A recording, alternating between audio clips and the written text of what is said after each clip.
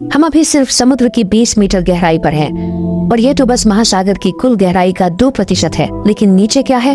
वो दुनिया जिसे हमने लगभग कभी देखा ही नहीं।